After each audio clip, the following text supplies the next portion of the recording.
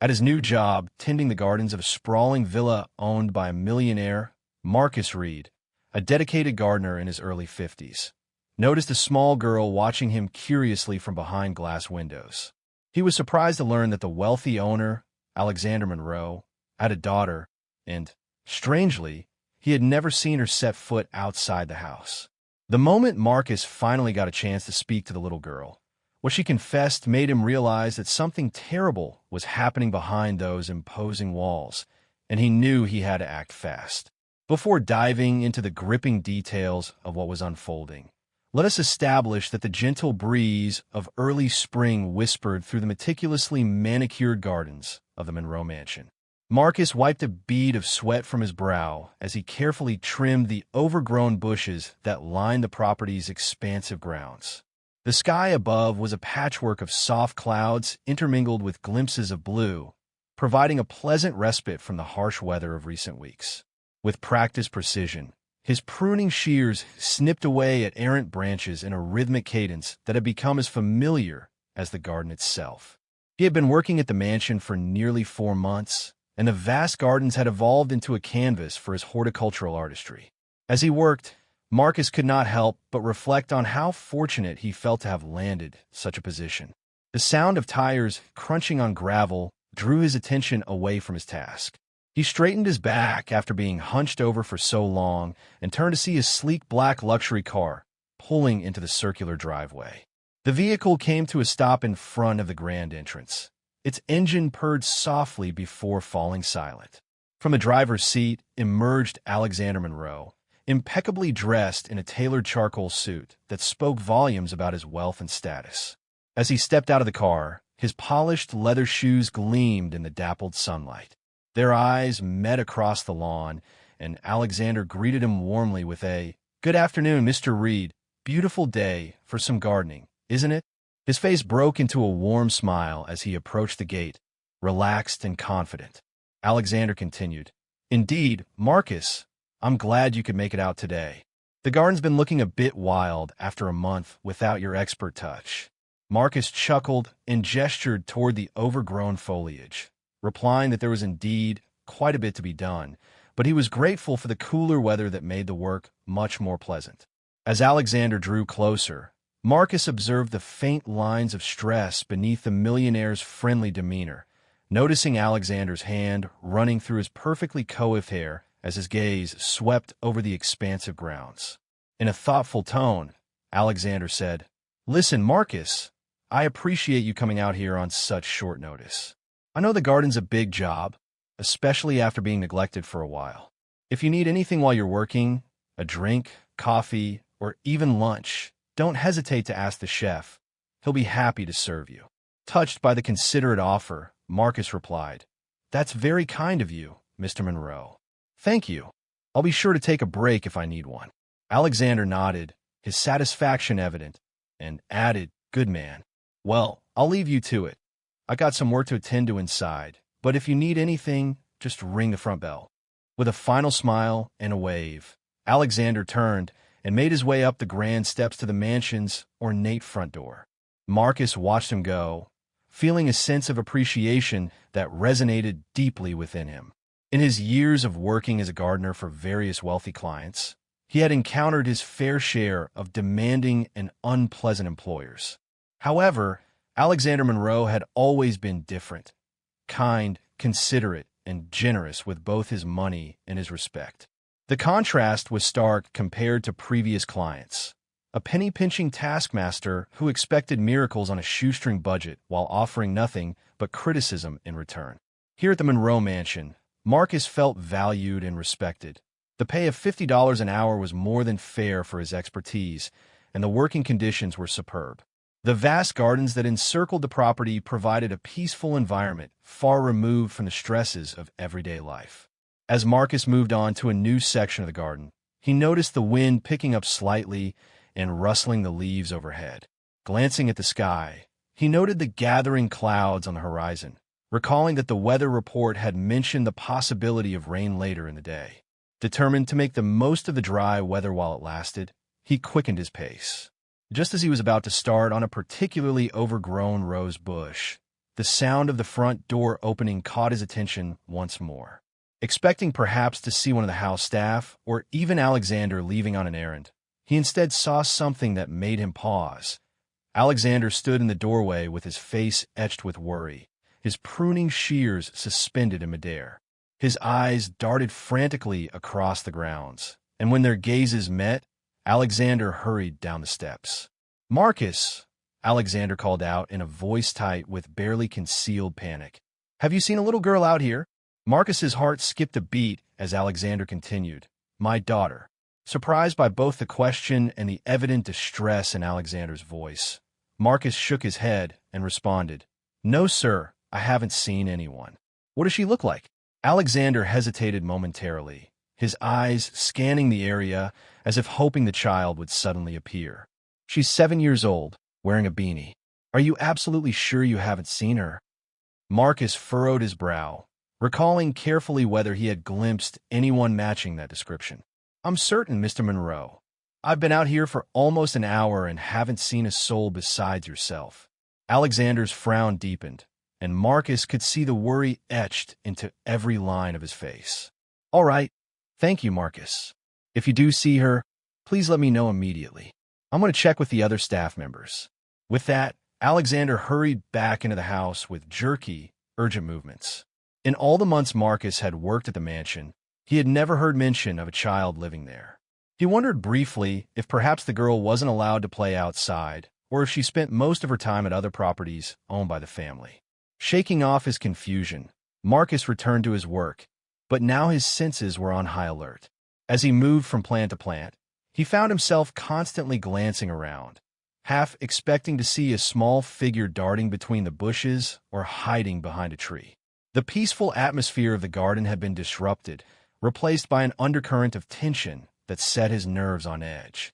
His mind drifted to his own experiences as a father, recalling the heart-wrenching memory of his daughter lost so many years ago to a rare form of leukemia. The panic and fear that had gripped his heart whenever she wandered out of his sight resurfaced in him at the mention of Alexander's missing daughter. Time seemed to slow as Marcus continued his work, each rustle of leaves and distant bird call intensifying the sense that the garden, once a haven of peace, now pulsed with an unseen energy. He fervently hoped that the little girl would be found safe and sound. As midday approached, the wind picked up and the sky grew more overcast, the threat of rain looming on the horizon. Spurred to work faster, Marcus moved methodically through the various sections of the garden, his experienced hands making quick work of the overgrown foliage. Still troubled by the incident with Alexander and the missing girl, Marcus approached one of the mansion's large bay windows. So absorbed in his work that he had almost forgotten his surroundings, he was startled by a soft knock. Looking up, he saw Alexander standing there again, this time holding the little girl in his arms. The child wore a pink beanie that covered her head completely and a long-sleeved Mickey Mouse pajama top paired with kid-sized jeans. Marcus's heart leapt with relief, convinced that this must be Alexander's daughter he had been searching for. Alexander pointed towards Marcus as if explaining the garden and his work to the girl. However, as Marcus observed them, he couldn't help but notice a stark contrast. While Alexander's animated gestures sought to engage and cheer the child, she remained expressionless, barely glancing in his direction. Her apparent disinterest and unhappiness struck him as odd, and he wondered if perhaps she was feeling unwell. Her attire, with long sleeves even in the afternoon, suggested that she might be running a fever or battling the flu. As he pondered the situation, the little girl turned and walked away with Alexander following close behind. Marcus refocused on his work, keenly aware of the darkening sky, yet his thoughts kept drifting back to her cold expression. There was something unsettling about the way she wore her beanie, stirring in him a painful memory of his own daughter, who had lost her battle to leukemia at just 2 years old. The weight of that loss, even after 25 years, suddenly felt fresh and raw. He recalled in vivid detail how it had all begun with a rash on his daughter's face, watching helplessly as it spread across her body and intensified whenever she cried.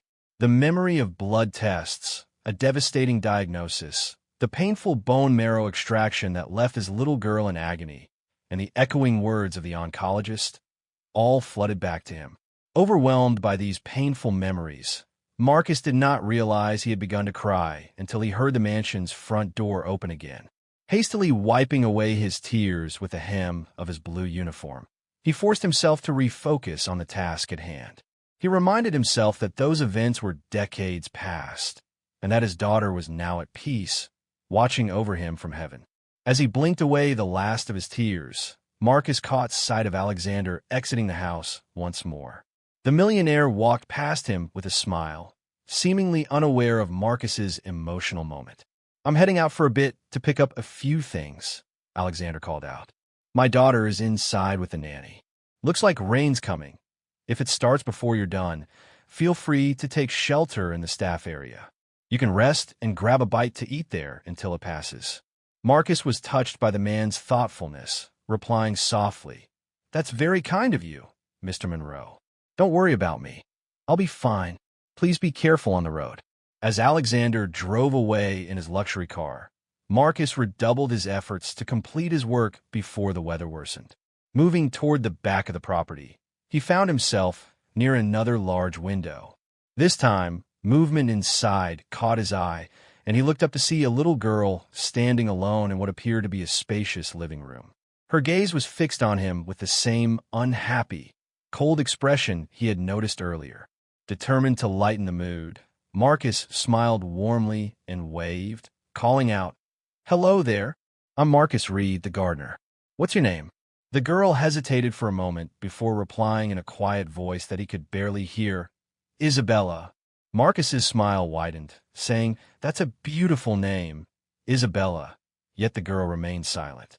In an effort to lift her spirits, Marcus decided to make a joke. He picked a few leaves from a nearby shrub and playfully perched them atop his head, transforming himself into a comical bunny. He bounced around, wiggling his nose and flapping his arms as if they were big, floppy ears. To his delight, he caught a glimpse of Isabella's lips twitching into a smile for the first time, her cold demeanor softening as a hint of joy flickered in her eyes. Encouraged by her reaction, Marcus leaned closer, his voice warm and inviting. "How about you come outside and watch me create beautiful flowers in the garden? I could use a helper." He gestured toward the window, but Isabella's expression fell, and she shook her head slowly, replying with a touch of sadness, "I'm not allowed to go outside." Sensing her discomfort, Marcus gently probed, "Why not, sweetheart?" Yet Isabella only shook her head again, unwilling or unable to explain further. Sensing her unease, Marcus decided to change the subject. "You know, I used to have a daughter too. She was younger than you, and she was also a quiet girl like you. Her name was Juliana." The similarity between the names sparked something deep within him, and he noticed a subtle change in Isabella's demeanor, as if the shared syllables had formed an unexpected bond between them. Slowly and almost hesitantly, Isabella reached up and removed her beanie, and Marcus's heart sank as he saw that her head was completely bald, a sight all too familiar from his own daughter's battle with cancer. The telltale sign of chemotherapy brought a flood of emotions rushing back, moments before the sound of tires on gravel announced Alexander's return. Isabella's eyes widened with what appeared to be fear, and she quickly disappeared from view, leaving Marcus standing alone in the garden, his mind reeling from what he had just witnessed. As Alexander pulled up and began unloading groceries from the trunk of his luxury car, Marcus observed him with a mix of curiosity and concern. The heavy bags piled high with fresh produce and snacks tugged at his instincts both as a gardener and as a compassionate soul. Wiping his hands on his apron, Marcus took a step closer, contemplating the burden that Alexander must have carried as a father of a sick child. "Hey, let me give you a hand with those," Marcus offered, stepping forward to help lift the weight off Alexander's shoulders. He couldn't help but wonder where the maids were. Wasn't there staff to help him with such tasks? Alexander paused for a moment, looking up from the groceries with a polite smile, and said, "Thank you, but I've got it covered." As Marcus nodded in acknowledgement, he caught a glimpse of the contents of one of the boxes still in the trunk. Among a collection of wigs, he noticed a bottle of over-the-counter hair growth serum. The sight puzzled him, recalling the specialized treatments his daughter's oncologist had mentioned years ago when they had halted her chemotherapy. Driven by a mix of concern and painful memories, Marcus broached the subject cautiously. "Mr. Monroe, I didn't realize your daughter was ill. Isabella showed me earlier when you were gone, and I just wanted to say I'm so sorry. I actually lost my own daughter to cancer, and I remember her oncologist mentioning a specific medicine for hair regrowth after chemo, minoxidil, I think it was called." Alexander's reaction was immediate and intense. His face flushed red with anger as he snapped, "That's none of your business. You have no right to speak to my daughter or involve yourself in our personal matters. If I catch you talking to her again, you're fired on the spot. Do you understand?" Taken aback by the sudden outburst, Marcus stammered an apology, but Alexander did not seem to listen, absorbed in his own anger. With a swift motion, Alexander fully closed his car's trunk, leaving the box behind, and walked briskly toward the house. Marcus stood there for a moment, his thoughts swirling with a heavy sense of guilt, reasoning that it was all his fault for giving unsolicited advice and stepping out of line. He realized too late that he should have understood how difficult it was to be a parent to a child with cancer. In his sensitive state, haunted by the loss of his own daughter, the entire situation had struck a personal chord. With a mental note to apologize to Alexander later in the hope that the tension would ease over time, Marcus headed back toward the garden. This time, he made his way directly to the backyard before rounding the corner, casting one last glance over his shoulder, wishing he could rewind the earlier events. As he watched the area where the car was parked, Marcus noticed Alexander emerging from the house again. He walked back to the car to retrieve the box he had left behind. His curiosity mingled with concern as he wondered why Alexander had not called for his staff to assist him. Surely, a man of his means wouldn't have to handle everything on his own, especially when dressed in a business suit now at risk of being ruined. Was this Alexander's way of demonstrating dedication to his daughter, or was there something else behind it? While working in the back garden, the atmosphere shifted suddenly as thunder rumbled ominously overhead and rain began to pour down in heavy sheets. Realizing he could no longer continue his work in the downpour and unwilling to leave behind the remnants of the plants he had weeded and trimmed, Marcus quickly made his way to the staff area to seek shelter from the impending storm. The sudden change in weather mirrored the tumultuous thoughts swirling in his mind. Inside the warm building, the scent of freshly brewed coffee mixed with something savory cooking in the kitchen, a stark contrast to the damp chill outside. Here, Marcus was greeted by the chef, whose round face broke into a warm smile. You must be the gardener. Perfect timing. You must be soaked to the bone. Come sit down. I've just put on a fresh pot of coffee, and lunch will be ready soon." Grateful for the distraction, Marcus sank into one of the soft chairs with a weary sigh and thanked the chef. As the chef poured him a steaming mug of coffee, Marcus glanced at the clock on the wall. It was already 1 p.m. He had not realized how quickly the time had passed. The rich aroma of the coffee filled his nostrils, and as he wrapped his hands around the warm mug, he mused that the garden needed a lot of work. Then his thoughts trailed off, uncertain how much he should reveal about his earlier interaction with Alexander and Isabella. Just then, the door to the staff area opened again, and a young woman entered. Dressed in a simple but neat uniform with her dark hair pulled back into a tidy bun, her eyes met Marcus's, and she offered a small smile as she approached. "You must be Marcus Reed, the gardener," she said, extending her hand. "I'm Olivia, Isabella's nanny." Marcus stood to shake her hand, noting the warmth in her grip, and replied, "Nice to meet you, Olivia." Shortly afterward, Olivia joined them at the table, accepting a mug of coffee from the chef with a grateful nod. For a moment, they sat in companionable silence, the only sounds being the rain outside and the gentle activity of the kitchen. Yet Marcus's mind soon wandered back to Isabella, and before he could think better of it, he asked softly, "Olivia, I hope you don't mind me asking, but is Isabella all right? I saw her earlier, and she seemed unwell." Olivia's expression shifted into a mix of concern and caution. She glanced around as if checking to see if anyone else was listening before leaning in close. Isabella has leukemia, she confided in a low voice. She was diagnosed about 6 months ago. I think it was acute lymphoblastic leukemia. Marcus felt his heart sink at the news. Although this form of leukemia was more common than the rare condition that had taken his own daughter, it remained a devastating diagnosis. How was her treatment going? He asked, striving to keep his voice steady. Olivia's brow furrowed as she traced the rim of her coffee mug with her fingers, her voice barely above a whisper. That's the strange thing. For the first few months, she had regular chemotherapy sessions with a private doctor coming to the mansion, but lately I haven't seen any medical professionals. Mr. Monroe still gives her some medicine, but I'm not sure what it is, and honestly, she doesn't seem to be getting any better. A chill ran down Marcus's spine despite the warmth of the kitchen. Something about the situation felt off, and alarm bells began ringing in his mind as he recalled the over-the-counter hair growth serum he had seen in Alexander's car. Typically, such serums were used after chemotherapy, not during it, and even then, they were often prescription products rather than available over the counter. This realization stood in stark contrast with the specialized treatments he remembered from his own daughter's illness, which had been tailored and carefully monitored by her oncologist. The pieces were not fitting together, and a deep sense of unease settled over him. What is really going on with Alexander and his daughter? Marcus wondered aloud. His thoughts raced as he struggled to make sense of the situation. The unease grew like a storm cloud in his mind, and he finally asked, "What about her mother?" Olivia shrugged, a shadow passing over her face. "I've only been here for 5 months, replacing the previous nanny. I've never asked about her mother.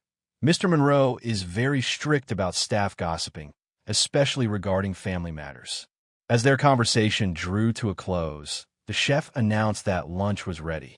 The aroma of a hearty beef stew filled the air, momentarily distracting Marcus from his troubled thoughts. As they ate, the conversation turned to lighter topics. Yet even as Marcus participated in the small talk, his mind raced with worry.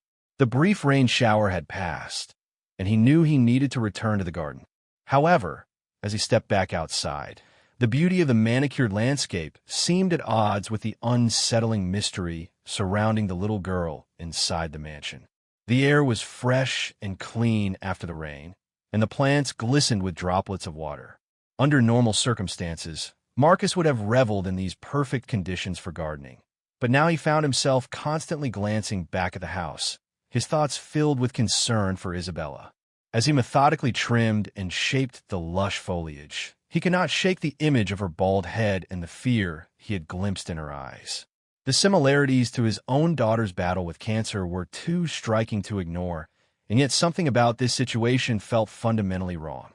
The gentle rustling of leaves and the distant chirping of birds provided a soothing backdrop to his work, but Marcus struggled to lose himself in the familiar rhythms of gardening. Suddenly, a flash of movement caught his eye. Looking up, he saw Isabella sprinting toward him from the back door of the mansion, her face streaked with tears. Olivia trailed behind her, but the girl was clearly faster. Before Marcus could respond, Isabella hurled herself into his arms, clinging to him with desperate intensity. "Whoa, easy there," Marcus said softly, his heart racing as he realized that if Alexander saw them like this, Marcus would be fired on the spot. Yet the girl's distress was palpable, and he could not bring himself to push her away. "What's wrong, sweetheart? You're not supposed to be outside, remember?" Isabella looked up at him, her eyes wide with fear and pain, and whispered, "Please, I need your help. I don't feel good. My head hurts so much, and it's hard to breathe. It feels like there's water in my lungs when I try to take a deep breath." Marcus's blood ran cold. He knelt down to her level, gently placing his hands on her shoulders, and said, "Slow down, honey. Tell me exactly what's happening." Isabella then removed her beanie, revealing her bare scalp, and continued, "My head hurts all the time, and I'm always so tired," her words tumbling out in a rush as she placed a hand on her chest. "And it hurts here when I breathe. I told Daddy, but he said it would go away on its own. But it's not going away, and I'm scared." A surge of anger and fear welled up in Marcus as he realized that these symptoms were serious, potentially life-threatening. How can Alexander ignore them? He thought. Isabella, we need to tell your dad right away. We'll go together, and I'll help you explain how bad you're feeling so he can call a doctor. But Isabella shook her head violently, fresh tears spilling down her cheeks, and pleaded, "No, please, he'll just put me back in the room. No doctors come anymore. It's been so long since anyone came here." The desperation in her voice shattered Marcus's heart. Glancing up at Olivia, he recalled what she had mentioned during lunch. It all clicked into place, and a wave of growing horror washed over him as he realized this was not a recent development. Isabella had been suffering for a while without any proper medical intervention. In a split-second decision, Marcus knew he could not stand by and watch this child suffer when he had the power to do something. "Okay, Isabella, listen to me," he said in a low, urgent tone. "We're going to get you help. But we need to be quick and quiet because I have to get my phone from my van to call someone." Gently taking her small hand, he led her toward the front of the property where his van was parked. His mind raced as he formulated a plan, knowing that calling for help would mean crossing a line, and that Alexander might fire him or even report him for overstepping his bounds. Just as they reached the van, a furious shout rang out across the lawn. Alexander had emerged from the house, storming toward them with his face contorted in rage. "What the hell do you think you're doing?" Alexander bellowed, grabbing Isabella's arm roughly. "I told you to stay away from her." Marcus stood his ground, his protective instincts overriding his fear, and pleaded, "Mr. Monroe, please listen. Isabella is in pain. She needs medical attention immediately." But Alexander was not listening. He shoved Isabella toward the house, his grip on her arm visibly tight, and threatened, "You're fired, Marcus. Get off my property now before I call the police for trespassing and overstepping." In that heart-wrenching moment, as Marcus saw the fear in Isabella's eyes while she was dragged away, he knew he had to act. He raised his phone, his finger hovering over the emergency call button, and said, "I'm sorry, Mr. Monroe, but I'm the one who is calling the police. This child needs help, and if you won't provide it, I will make sure someone does." Alexander froze, his eyes narrowing dangerously as he warned, "Think very carefully about what you're doing, Marcus. Some things in life are better left alone. This is one of them. Hang up that phone now, or you'll regret it." Despite the threat, Marcus made his decision with a steady hand. He dialed 911, his eyes never leaving Alexander's face as he gave the dispatcher the address and a brief explanation of the situation. As he spoke, he watched Alexander's expression change from anger to something resembling fear. Without another word, Alexander turned and rushed back into the house, dragging a sobbing Isabella with him. Marcus could hear the sound of doors slamming and muffled crying from inside as he waited for the police to arrive. Standing rooted to the spot, his heart pounding, Marcus knew he had just crossed a line that could never be uncrossed. Whatever happened next, there was no going back. He only hoped that he had done the right thing for Isabella's sake and for the memory of his own lost daughter. Minutes dragged on agonizingly as Marcus waited for the police. The once peaceful garden now felt eerily quiet, with only the occasional rustle of leaves and the soft patter of raindrops falling from the foliage breaking the silence. His eyes remained glued to the mansion's imposing front door, his heart racing with worry for Isabella and uncertainty about what would happen next. Every passing second intensified his anxiety, and he could not shake the feeling that time was slipping away, leaving them vulnerable in an increasingly precarious situation. After what felt like an eternity, closer to 15 minutes, 2 police cruisers pulled up to the mansion's gates. Marcus's heart leapt with a mixture of relief and apprehension as he watched the officers approach. Their demeanor, however, was not what he had expected. One of the officers asked curtly, "Sir, are you the one who called the police?" Marcus replied steadily, "Yes, I'm Officer Marcus Reed." The officer then asked, "And who are you?" Marcus explained that he was a gardener at the Monroe Mansion, although the man had just fired him for trying to save his daughter, stating, "You see, his daughter, Isabella Monroe. We're well aware that she is sick. Everyone here knows Mr. Monroe and his family."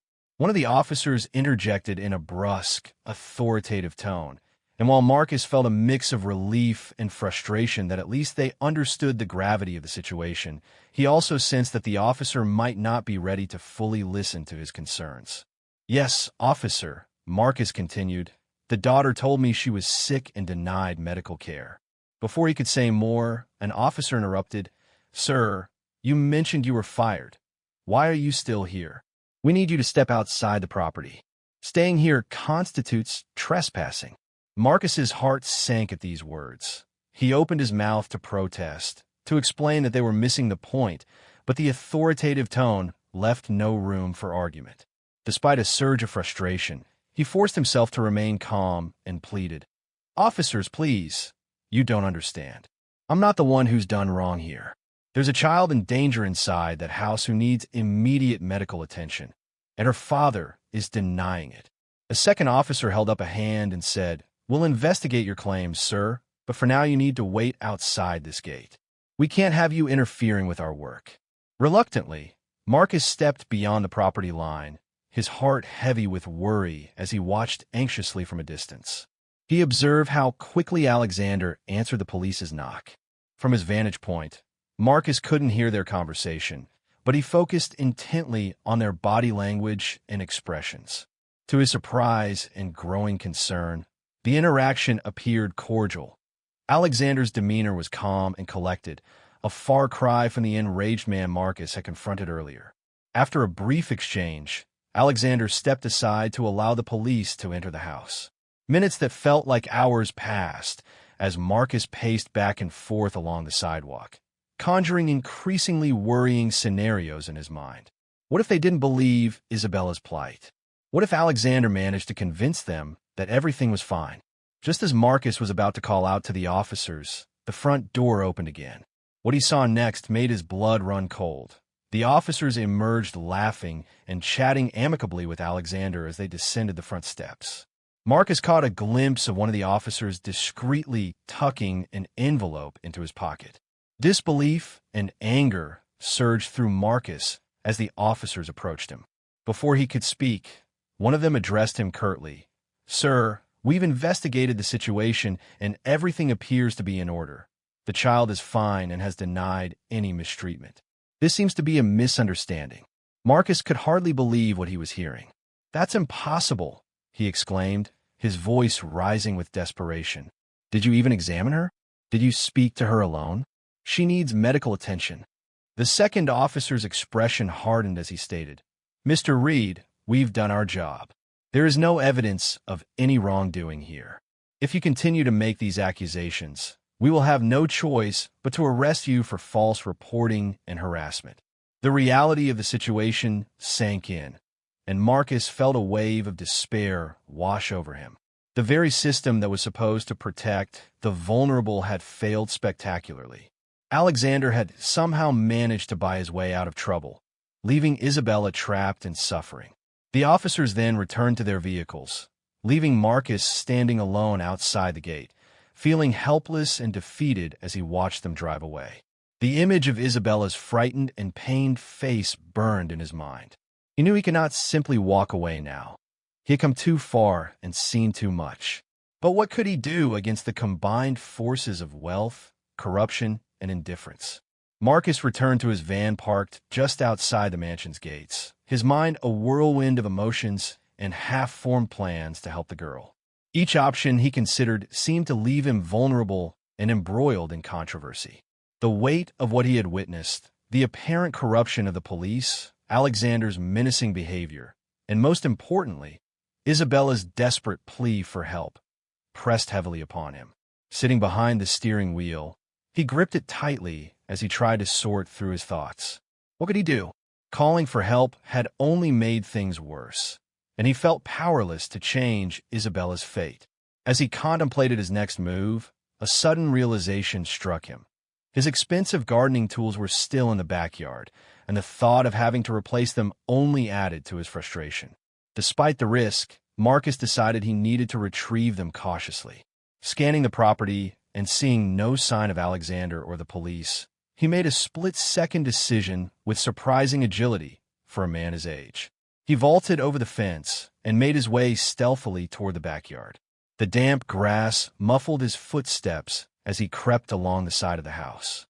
Rounding the corner of the mansion, he noticed movement on the indoor terrace. There, pressed against a window with Olivia, stood Isabella. Her face was tear-stained, and even Olivia looked deeply concerned and scared. Marcus's heart clenched at the sight. He could not leave them like this. He had to save her in some way, even if it meant taking an unusual route now that the situation had become so dire and the police had been unhelpful. Approaching the mansion's window, Marcus gestured to Olivia in a hushed tone.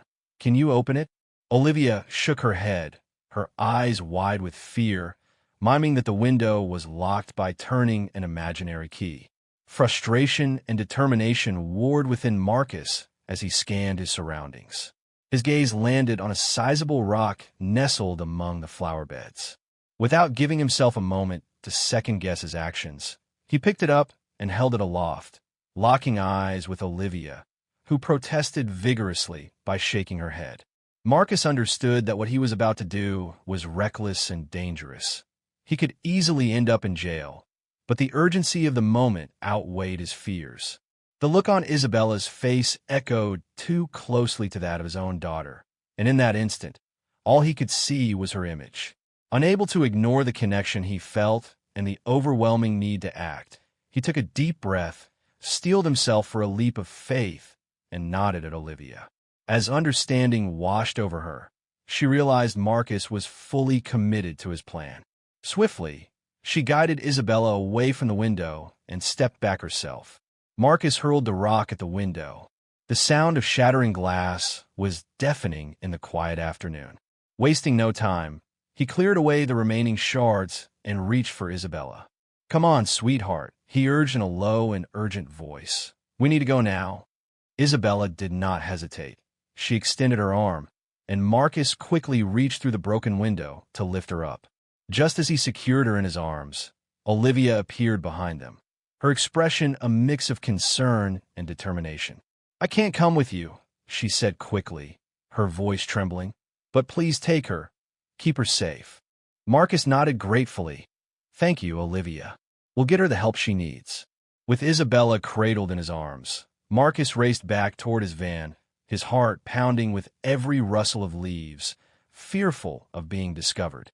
As they reached the fence, he gently set Isabella down and explained softly, "The gate is locked, so I'm going to lift you over."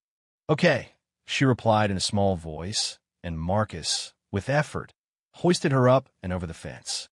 He quickly scrambled over himself. In moments, they were both safely on the other side. Not daring to waste another second, Marcus scooped Isabella up again and sprinted to his van. He buckled her into the passenger seat, his hands shaking with adrenaline as he slid behind the wheel. In that heart-stopping moment, the reality struck him. He had just committed a serious crime, kidnapping in the eyes of the law, but when he looked at Isabella's pale, frightened face, he knew he had made the right choice. Starting the engine, Marcus pulled away from the mansion, driving several hundred meters down the road before pulling over to plan their next move carefully. "Isabella," he said gently as he turned to her, "I'm going to call the police again, but this time I'm going to ask for their supervisor. We're going to make sure they listen this time. Okay?" Isabella nodded, her eyes wide with a mix of fear and hope. Marcus took a deep breath and dialed 911 once more. "This is an emergency," he said as soon as the dispatcher answered. "I need to speak to a police supervisor immediately. The officers who responded to my earlier call were corrupt. There's a child in danger, and we need help now." His resolve strengthened as he spoke, knowing full well the risks he was taking and that if he were wrong, he could face severe legal consequences. But the alternative, leaving Isabella in that house, suffering and neglected, was unthinkable. "Please hurry," he urged the dispatcher. "We'll be waiting right here." After ending the call, Marcus turned to Isabella, offering a reassuring smile. "It's going to be okay. We're going to get you the help you need. I promise." As they sat together in the van, waiting for the police to arrive, Marcus felt a fierce protectiveness wash over him. Whatever happened next, he vowed that he would do everything in his power to keep this child safe. The memory of his own lost daughter fueled his determination. This time, he would not fail. He would make a difference. The tense silence in the van was soon broken by the wail of approaching sirens. Within minutes, several patrol cars pulled up, their lights flashing. Marcus's heart raced as he saw an unmarked vehicle arrive, likely carrying the supervisor he had demanded. "Okay, Isabella," he said softly, turning to the frightened girl beside him. "The police are here to help us. I need you to be brave and tell them everything. Tell them how you've been feeling and about the lack of medical care. Can you do that for me?" Isabella nodded, her small hand gripping his tightly, and whispered, "I'm scared." Marcus squeezed her hand reassuringly. "I know, sweetheart, but I'll be right here with you. You're not alone anymore." As they exited the van, officers immediately surrounded them. The supervisor, a stern-looking woman in her late 40s, approached and introduced herself as Detective Harper. "Mr. Reed," she said, "I understand you have some serious allegations to make, but first I need you to step away from the child." Marcus hesitated, reluctant to leave Isabella's side, but Detective Harper insisted. "Please, you need to listen to her. She needs medical attention immediately." Nodding slightly, she continued, "We'll take care of her, sir, but for now I need you to wait in your van while we speak with the girl." Reluctantly, Marcus complied and watched anxiously from inside the van as Detective Harper knelt down to speak with Isabella. He could see the girl's lips moving, her small hands gesturing as she spoke, and the detective's face grew increasingly grave as she listened. After what felt like an eternity, Detective Harper approached the van and said, "Mr. Reed, I need you to tell me everything you know from the beginning." Taking a deep breath, Marcus launched into his account. He described his work at the mansion, his observations of Isabella, his conversations with Olivia, and the confrontations with Alexander, including the suspicious box with the hair growth serum and a lack of proper medical care. As he spoke, Detective Harper's expression shifted from skepticism to concern. When he finished, she processed the information before saying in a serious tone, "Based on what you've told me and what the child has said, we have enough to investigate further. But I must warn you, taking the child from the property, regardless of your intentions, was illegal. You could be facing serious charges." Marcus nodded, a lump forming in his throat. "Understand, but I couldn't leave her there. Not when I knew she was suffering." Detective Harper considered his words for a moment before continuing, "We're going to need to question everyone involved. The staff at the mansion, including the nanny you mentioned, Olivia, and, of course, Mr. Monroe himself." As if on cue, more sirens blared in the distance. Child Protective Services and the medical team have now been called. She explained that they were taking the matter very seriously. "Mr. Reed, my team and I are going into the mansion now to find Mr. Monroe and conduct a further investigation." Before stepping away, she added, "I regret having to say this, but I must warn you, you're up against a powerful man. There's a possibility that this entire situation could turn against you due to your actions in taking the child." Marcus replied softly, "I understand, officer." Despite the warning, a wave of relief washed over him. Finally, someone in authority was listening and taking action. "Thank you," he managed to say, his voice thick with emotion. "There's something else you should know. There's a nanny inside named Olivia. She helped me and Isabella. Please make sure she's safe. She was trying to protect the girl, too." Detective Harper nodded, instructing, "Make sure to speak with her for now. I need you and the child to wait here with Officer Bennett. We'll update you as soon as we can." As the supervisor and her team made their way toward the mansion, Marcus and Isabella were left standing by the van with Officer Bennett, a young policeman with a kind face. The air was thick with tension as they watched the other officers disappear into the house. Officer Bennett turned to them, his expression softening as he addressed Isabella gently. "Hey there, sweetheart. I know this is all pretty scary, but you're safe now. May I ask a few questions?" Isabella nodded timidly, still clutching Marcus's hand. "Can you tell me your mother's name?" Officer Bennett asked in a gentle tone. Isabella's voice was barely above a whisper as she replied, "My name is Evelyn Carter, but she's gone now." Officer Bennett nodded sympathetically, then turned to his radio dispatch. "I need a background check on Evelyn Carter, wife of Alexander Monroe, deceased. Can you pull up any information we have on file?" Static crackled over the radio for a moment before the dispatcher responded. "Copy that, Officer Bennett. Give us a moment to search the database." As they waited, Marcus knelt beside Isabella, giving her hand a reassuring squeeze. "You're doing great, just a little bit longer," he murmured. The minutes stretched on, feeling like hours, with only the distant chirping of birds and the occasional crackle of police radios filling the silence. Marcus's eyes remained fixed on the mansion, watching for any sign of movement or news. Finally, the radio sprang to life again. "Officer Bennett, this is dispatch. We found a file on Evelyn Carter. It was reported as deceased, but there's something odd about the case. It was closed unusually quickly, and there is a lack of proper documentation. It almost seems as if someone rushed through the investigation and closed it without following standard protocols. The whole thing looks suspicious." Officer Bennett's brow furrowed as he listened to the report. He exchanged a meaningful look with Marcus, who felt a chill run down his spine. What really happened to Isabella's mother? Marcus wondered aloud. Before they could discuss the implications of this new information, a commotion at the mansion's gate caught their attention. Several officers were emerging from the property, and among them, handcuffed and looking disheveled, was Alexander Monroe. Instinctively, Marcus drew Isabella closer to shield her from the sight of her stepfather being led to a waiting patrol car. Alexander shot them an angry, hate-filled glare, but remained silent as Isabella buried her face in Marcus's side, her small frame trembling. Soon, another group of officers began setting up a large tent just outside the mansion's gates, and more vehicles arrived. Marcus recognized the insignia of forensics units and additional investigative teams. The police supervisor approached Marcus and Isabella, his face grave, and said, "Mr. Reed, we're treating this as a major case now. The entire property is under investigation, and we're escorting all staff members out for questioning. I'm afraid we're going to need you to come with us as well. We have more questions to ask you." Marcus nodded, understanding the gravity of the situation.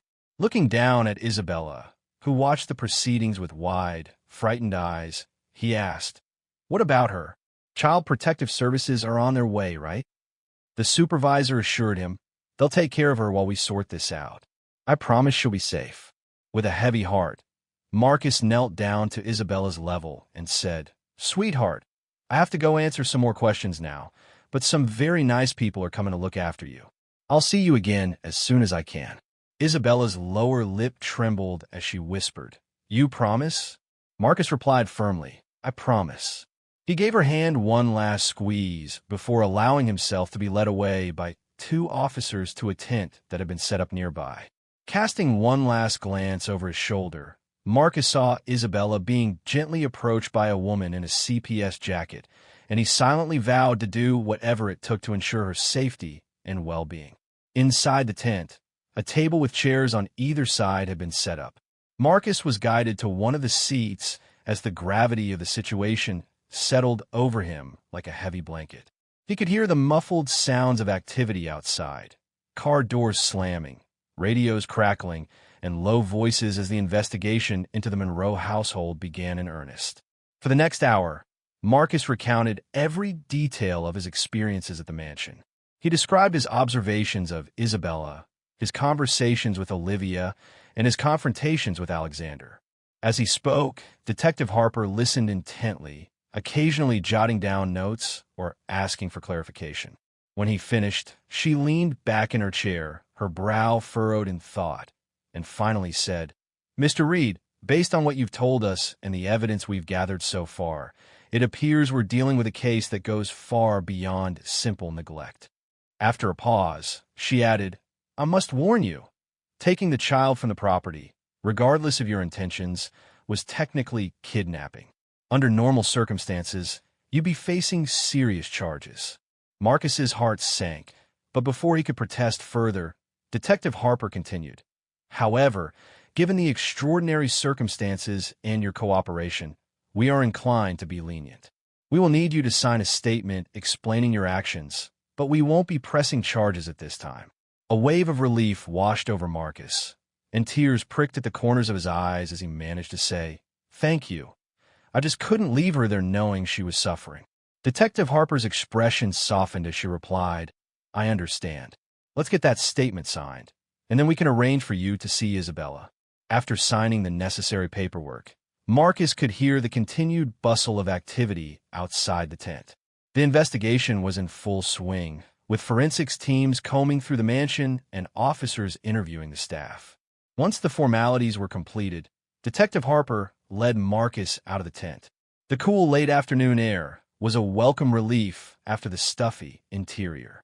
As they walked toward a waiting police car, Marcus saw Olivia being escorted to another vehicle. Their eyes met briefly, and Marcus gave her a nod of gratitude, which she returned with a small, sad smile. "We'll be questioning Ms. Olivia thoroughly," Detective Harper explained as they got into the car. "Her testimony will be crucial in building our case." As they drove toward the hospital, Marcus's mind raced with everything that had transpired. The weight of the day's events pressed heavily upon him, but underlying it all was a sense of purpose he hadn't felt in years. When they arrived at the hospital, a Child Protective Services worker named Laura Miller greeted them in the lobby. "Mr. Reed," she said warmly, "Isabella has been asking for you. She's just finished her initial examinations, and the doctors are reviewing her case. Would you like to see her?" Marcus nodded, his throat tight with emotion, and they walked together toward Isabella's room. Laura explained softly that Isabella was going to need extensive treatment, but that the doctors were optimistic that with proper care, she still had a good chance of recovery. Inside the room, Marcus's eyes immediately found Isabella. She looked small and fragile in the large hospital bed, but her face lit up when she saw him. "Marcus," she called out in a weak but relieved voice. Moving to her bedside, he gently took her hand and said, "Hey there, brave girl. How are you feeling?" Isabella managed a small smile and whispered, "The doctors said they're going to make me better. Is it true? Can I get better now?" Tears pricked Marcus's eyes as he reassured her softly. "Yes, sweetheart, you're going to get all the help you need. I promise." As he sat with Isabella, Marcus made a silent vow that he would be there for her throughout her treatment, during the legal proceedings, and beyond. He knew he couldn't change the past or bring back his own daughter, but he could make a difference in this child's life. Outside the room, Detective Harper and Laura Miller watched the tender scene unfold. "We'll need to find her family," Laura mused softly. "Perhaps her grandparents?" Detective Harper nodded gravely. "We're working on it. In the meantime, it seems she's found a guardian angel in you, Mr. Reed." As the evening deepened outside the hospital windows, Marcus remained by Isabella's side, a beacon of hope and protection in the storm she had weathered for so long. The road ahead would be challenging, but for the first time in years, Marcus felt a sense of purpose that he had thought long lost. In saving Isabella, he had also, in a way, saved a part of himself. Don't forget to subscribe to our channel for more great stories like this one. Share this video with your friends and family, and let us know your thoughts in the comments below. Stay tuned for our next video, and check out others you might have missed. See you next time.